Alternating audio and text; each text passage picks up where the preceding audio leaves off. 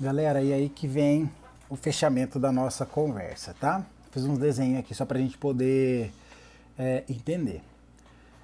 Pela nossa tabela lá da ABNT, tá falando que tubo de 1,5 polegada, ele tem diâmetro externo de 50 milímetros. Tranquilo?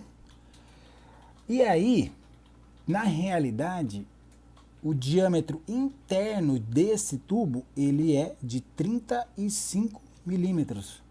Barbaridade, agora confundiu mesmo. Por quê? 1,5 polegada de 25,4 milímetros, que tem uma polegada, daria 38. Ou seja, nós não trabalharíamos nem com o diâmetro externo e nem com o valor do diâmetro em milímetro, o diâmetro de 1,5 polegada transformado em milímetros. Nós trabalharíamos com o diâmetro de fabricação, que o diâmetro de fabricação interno é de 35 milímetros. Qual que é a diferença? Simples, galera. Diâmetro externo é esse diâmetrozão aqui, que é 50 milímetros.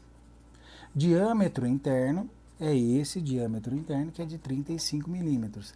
Essa diferença é a espessura da fabricação do material. E para piorar um pouquinho mais, eu vou dizer uma coisa para vocês. Essa espessura, ela é normatizada, então eu tenho uma espessura mínima.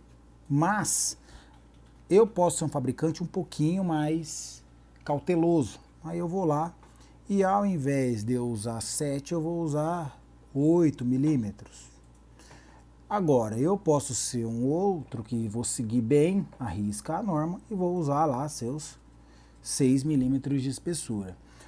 Ou seja, galera, isso vai de fabricante para fabricante, e aí que eu vou recomendar vocês a fazer o negócio, verem os manuais técnicos, tá? Comparem um manual, por exemplo, da Tigre, da Amanco, que são linhas boas, e pega uma linha da Plastilite, que é uma linha um pouco mais inferior, da Corplast, e verifica qual que é a espessura deles. E tem outra coisa, se vocês chegarem se vocês fizerem um projeto e especificar diâmetro em polegada, subentende-se que você está trabalhando com água fria, beleza? Ou água quente.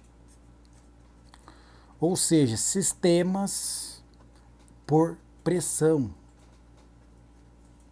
Agora, se você especificar o seu diâmetro em milímetro, vai subentender que é água esgoto ou pluvial, que são sistemas livres, escoamento livre, sem pressão. Beleza?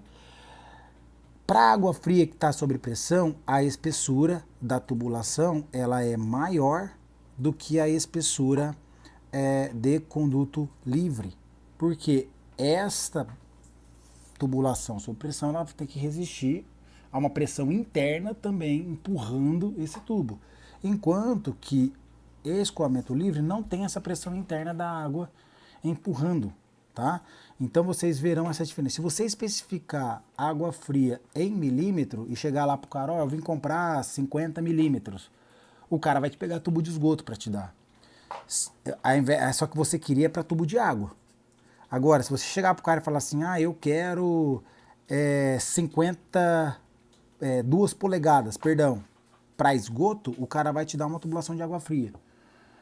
Ou seja, essas especificações foram padronizadas aqui, nossa, aí a nossa não é nem NBR, tá? É mais padronização de mercado, que quando nós falamos em polegada, é água fria ou água quente ou sistemas que estão sob pressão.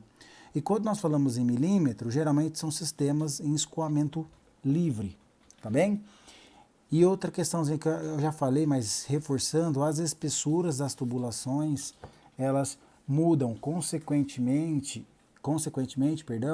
o diâmetro livre interno também muda, tá bem?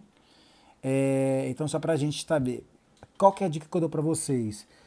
Vejam nos fabricantes quais são os diâmetros comerciais e internos, para vocês terem na cabeça que 1,5 polegada, na verdade nós estamos falando de 35 milímetros e não de 38 milímetros e não de 50 milímetros.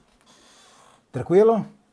Valeu, galera. Qualquer dúvida, novamente, avisem ali no sistema. Ah, qual que é perdão, antes da dúvida, o que vocês farão? Vocês farão novamente esse exercício 3.4, agora com o diâmetro interno.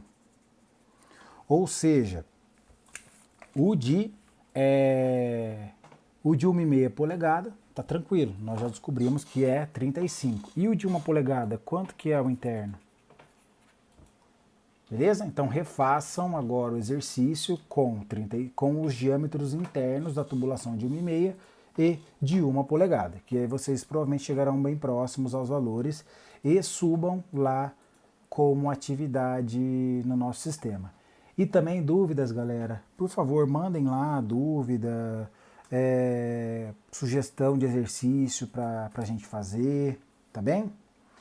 Então valeu, galera, um abraço, até a próxima.